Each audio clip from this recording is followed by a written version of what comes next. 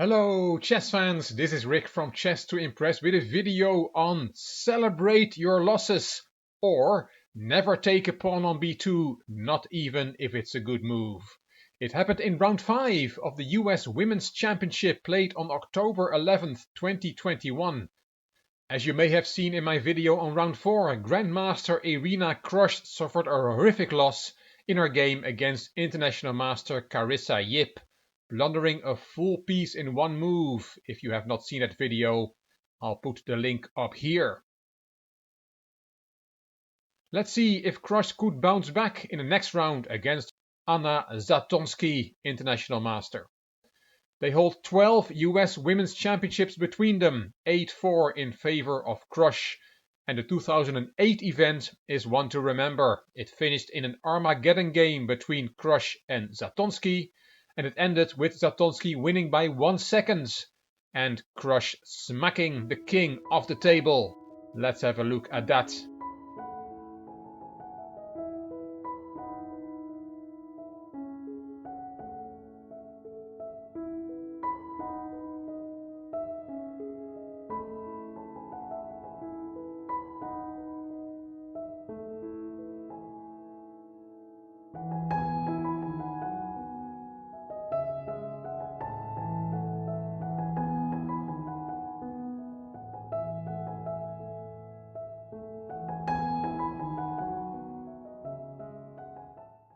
Now, 13 years later, these emotions have subsided and the players met in round 5 of the 2021 championships, with Krush being white and Zatonsky behind the black pieces.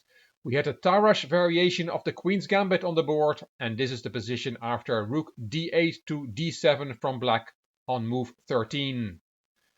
And Zatonsky went pawn hunting. We all know the expression never take on b2, not even if it's a good move.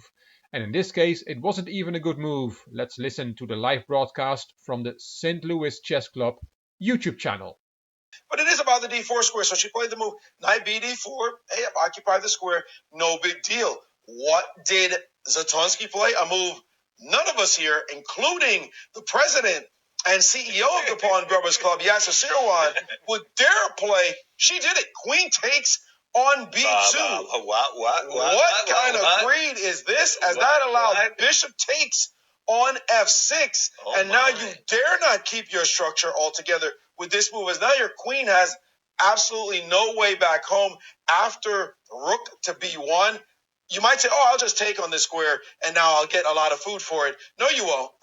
You get nothing for this queen, because at the bishop takes f6, she took back with the pawn. Was that b2 pawn worth? Wow. Causing this kind of damage to your king side, your pawn structure. Everything looks ugly over here. It's clear that white has compensation for this pawn. Were you surprised when she placed queen takes on b2? Yes, I was surprised, Maurice. I would not have taken that pawn. I would have been so scared with those doubled pawns in front of my king. So I really wasn't expecting her to do that. I mean, I don't know if it's like losing, but it's just very like uncomfortable position to play. So let's look at it again in slow motion. Knight bd4 was Krush's 14th move, and there Zatonsky took that poisoned pawn on b2. And now Krush took on f6, and you cannot recapture with the bishop. That's not possible, as it costs black her queen, as Grandmaster Ashley pointed out. The engine shows that it's not the queen that is lost, but white does win a piece. After rook fb1, attacking the queen cannot go to a3 because there is no bishop on e7 protecting it. The queen will be hanging on a3. But black can play bishop takes d4, knight takes d4, the queen is still trapped, but there is knight e5 counter-attacking white's queen. And now the best way to play for white is to take the queen. Black takes on d3 and bishop takes d3, and white has won a piece with a winning position. So after bishop takes f6, you cannot really recapture with the bishop. That costs you a piece. And that's why Zatonsky took with the pawn, shattering the protection around her own king. Rook fb1 came anyway, hitting the queen. The queen can now go to a3. It's protected by the bishop. And rook b3, kicking the queen again. Queen a4, queen b1, knight takes, and rook to c7. Crush regained her pawn on b7 with a very good position. The queen came back to d7 to protect the rook. The rooks were traded. Bishop d3, bishop c5, and white wins a pawn on h7 with check. King g7 and bishop f5, and white went on to win a nice game.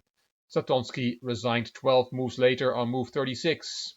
But Crush had missed a very nice tactical shot which was found by Grandmaster Kirilla in a live broadcast. Let's listen. Yes, Queen g6. Yes. Let's go for it. Queen g6. Tactics and simplification. Yes. I think this is key. Queen g6. So that was, I think, every chess player who's ever had a coach understands that whenever you head material, trade everything. So knight takes c6. You spotted a royal fork. Queen g6 check. You took. Now the one issue I have with your solution, which looks for the moment really good, is that you did undouble the pawns. Right? But I'm taking another pawn. I don't see how you defend that. Well, in that case, you're talking my language. Just a second. You're hitting the pawn on d5, and you want knight e6 as well.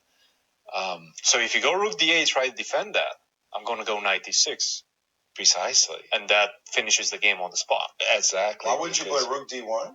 No, because this finishes the game. Rook because there's a pin on the c file. Nicely done.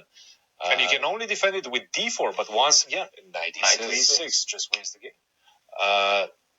How many pawns did you say you're up to? I'm going to be up 2 pawns. That's winning. That's brilliant sacrifice. A lot of pawns. She did not play it. She did not find it. Queen g6 is an absolutely brilliant sacrifice. You had a move that may have sealed the deal even quicker. Okay. Oh, 96? Well, 96 is not bad. Oh, Queen and G6 actually is winning, King H8, yeah. But Queen G6 might have been wow. more of a killer blow, as you would instantly go into a winning endgame with this move. Wow. Okay, so pawn takes knight e6. The problem is she must lose d5 by force. Interesting. You know, I have to say queen sacrifices, even when there's simple ones like this, they're so hard to think of in the first place. I've often found that it's like the hardest move to even notice. That's very cute. So instead of bishop f5, which was played in the game, Kirilla found queen g6 check, a very spectacular queen sacrifice. Let's first look at what happens if you don't take the queen, if you play king h8. That doesn't work because of queen h6. Rook e8, you have to make room for the king, as we'll see, because there's bishop f5 with a discovered check, king g8 only move, queen h7 check, king f8. The rook made room for the king, but then there is knight takes e6 check. The pawn cannot take because then the queen is unprotected on c7. So rook takes, bishop takes, and white has an extra rook if we do a body count. So let's go back. After queen g6 check, you cannot flee to h8 with the king. So you have to take the queen, but then there is knight takes e6 check with a fork on king and queen, winning the queen back. It does not win a piece for white because black can take the bishop. Knight takes e7, and the point is that white also wins the d-pawn by force, ending up in a position with 2 extra pawns. And there are some nice variations here. Let's have a look. The pawn is hanging on d5. What happens if you play it up? Then white wins that pawn with knight e6, attacking the rook. It's a fork on rook and pawn. You have to save the rook, and knight takes d4 wins that pawn. White is 2 pawns up and has a winning endgame. What happens if after knight takes c7 you don't play d4 but try to protect the pawn with rook d8? That's a blunder, because after knight e6 you lose a piece. It's again a fork. Those knights are such tricky pieces. If you save both pieces with rook c8, protecting the bishop, then there is the very nice move, rook c1, winning the bishop after all. White wins a piece and wins. And then there was this nice exchange at the end of the interview with Irina Krush. Let's have a listen.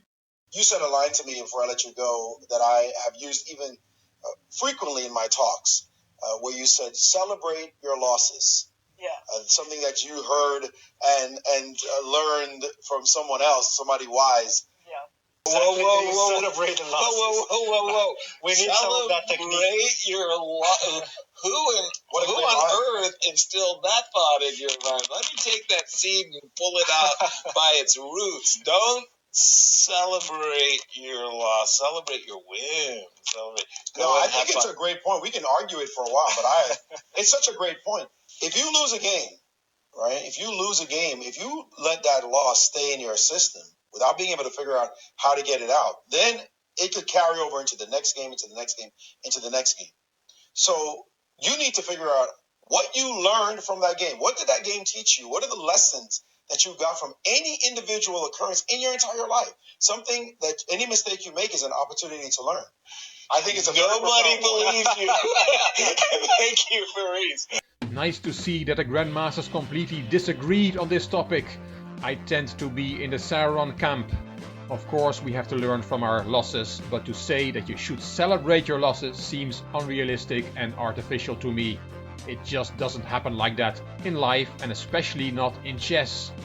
But I'm very curious what you, my dear viewers, think of this concept. Should we celebrate our losses? I do like this quote on the topic from the baseball player Ken Griffey. You lose, you smile, and you come back the next day. You win, you smile, and you come back the next day. I hope you liked this video, and if you did, that you give it a thumbs up, that you subscribe to the Chess to Impress channel, and that you leave a comment. I will read them all and I will reply to them all.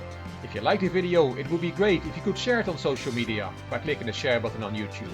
You can find me on Instagram, on Twitter, and on Facebook. This is Rick for Chess to Impress. Thank you for watching.